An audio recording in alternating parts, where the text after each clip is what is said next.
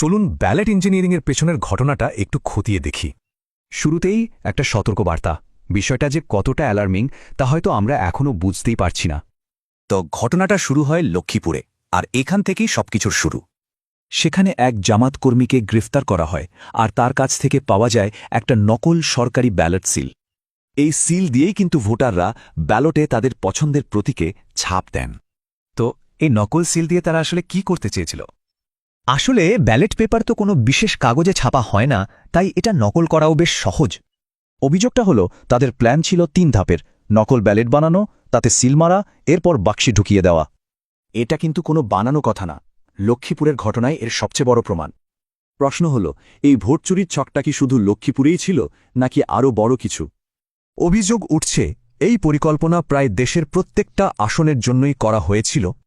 শুধু তাই না, এর সাথে অনলাইনে চলছিল একটা সাইকোলজিক্যাল ক্যাম্পেইনও। তাদের সমর্থকেরা অনলাইনে এমনভাবে বলছিল যেন 180-200 সিটে তাদের জোট জিতেই গেছে। উদ্দেশ্যটা পরিষ্কার, ভোটের আগেই একটা কারচুপির ফলাফলকে সবার কাছে স্বাভাবিক করে তোলা। এবার আসি আদর্শের কথায়। তাদের এই কাজের সাথে কি ধর্মের নীতির কোনো মিল আছে?